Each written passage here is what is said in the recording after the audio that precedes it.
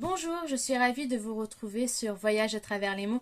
Aujourd'hui, on va parler de la saga hybride de Loran Donner. Il y a 17 tomes, le dernier a été publié en novembre 2021 dans les éditions Milady. Donc hybride, c'est l'histoire d'êtres humains, d'un groupe d'êtres humains qui a été créé in vitro. Donc c'est des bébés éprouvettes, mais avec une particularité. Ils ont de l'ADN animal. Donc nous avons de l'ADN canin, de félin ou de primate. Ce dernier par contre est minime dans la communauté. Ils étaient dans un centre pharmaceutique, donc un gros complexe. Ils les ont cachés au monde. Et donc le gouvernement à un moment s'est posé des questions parce qu'ils avaient des rumeurs, etc. Et ils ont fait infiltrer Ellie, une jeune infirmière. Et donc elle leur a donné toutes les preuves dont ils avaient besoin pour faire une descente.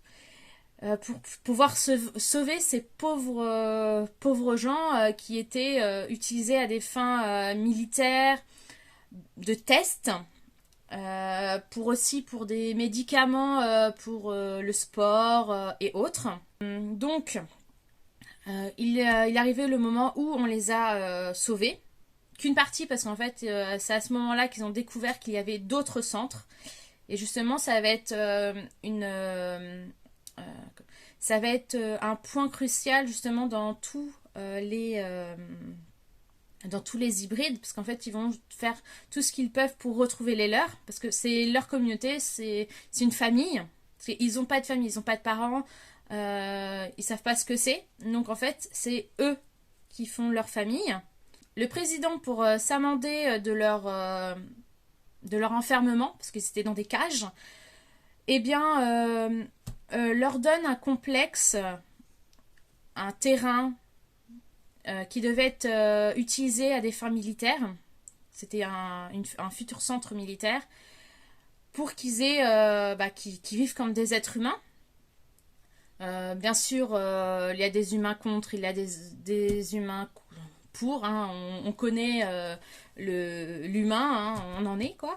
Donc on y retrouve le côté religieux où on dit que ces hommes et ces femmes, parce qu'il y a aussi des femmes dans l'histoire, ces femmes et ces hommes hybrides n'ont pas le droit de vivre. Donc, voilà. Après, dans ces hybrides, bien entendu, il y a des échecs. Mais dit échecs, c'est parce qu'en fait, ils ont le côté animal qui est beaucoup plus ressorti, des traits beaucoup plus animaux, etc. Que d'autres, c'est pas des échecs parce qu'ils ressemblent à des êtres humains, bon, sauf qu'ils ont une carrure beaucoup plus imposante. Ils sont musclés, forts, et ils ont juste certains traits qui font que l'animal en eux ressort, que l'ADN ressorte, mais ils se fondent plus facilement dans la masse, si je puis dire. Mais en les mettant dans ce complexe militaire, ça permet de les garder en vie, de les protéger de ces fanatiques pour eux qui disent que ce sont des monstres. Donc dans le premier tome, donc Rage, donc on va suivre l'hybride Rage.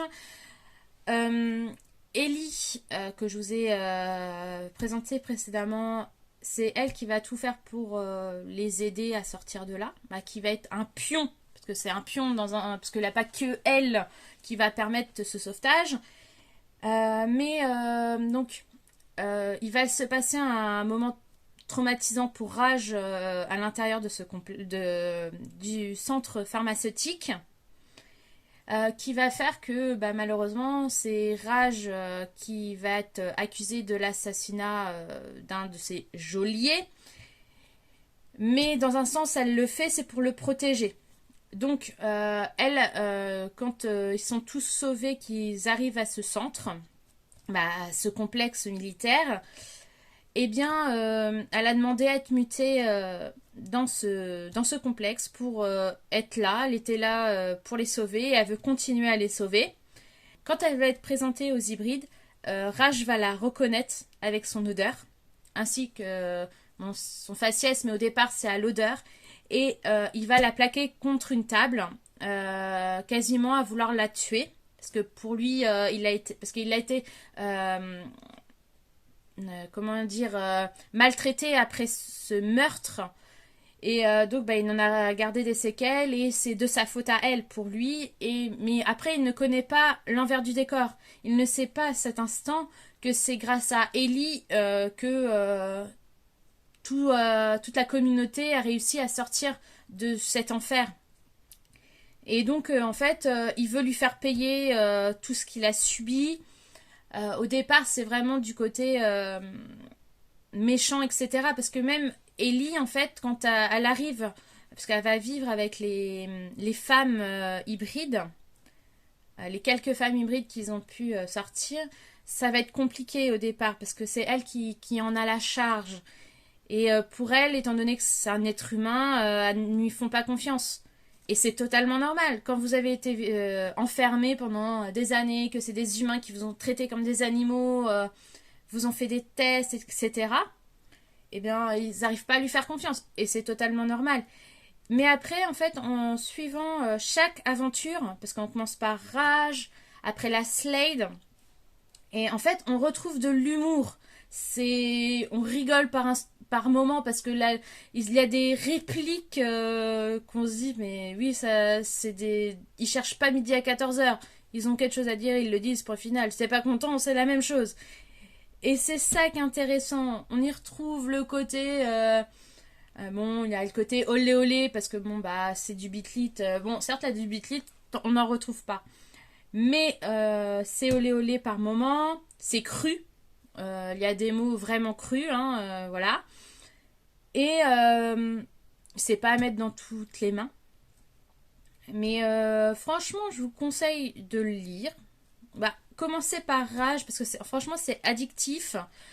Parce que j'ai pas envie de vous en dire de trop, parce que après, si je vous en dis trop, ça va être trop... ah oui, vous nous l'avez dit. Après, pour continuer, c'est vrai que c'est plus compliqué. Que là, vous avez juste plus ou moins le contexte. C'est des hommes et des femmes qui ont été créés dans un laboratoire.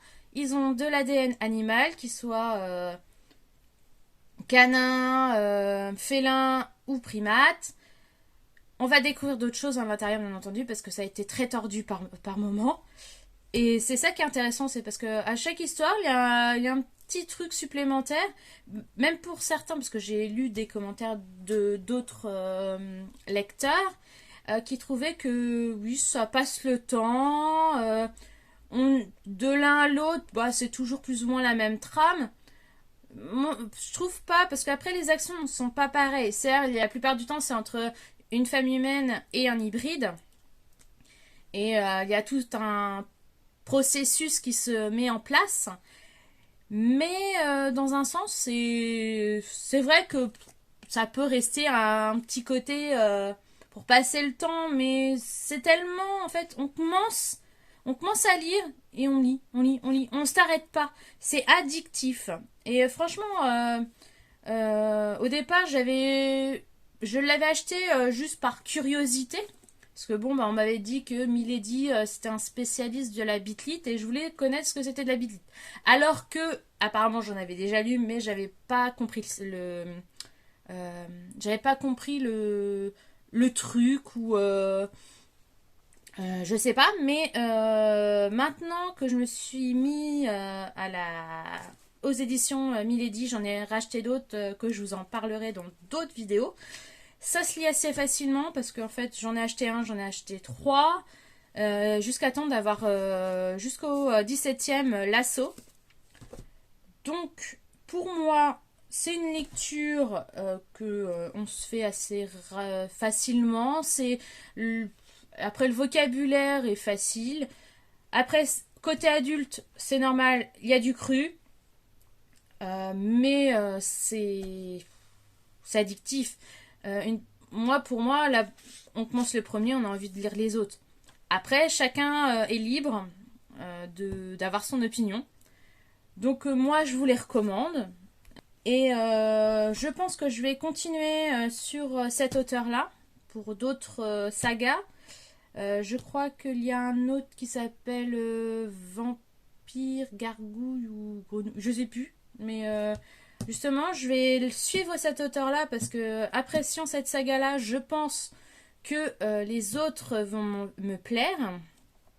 Ça vous a plu, donc je vous remercie d'avoir regardé. Laissez un pouce bleu, n'oubliez pas de vous abonner et de cliquer sur la petite cloche. Et moi, je vous dis à dans 15 jours. Bye!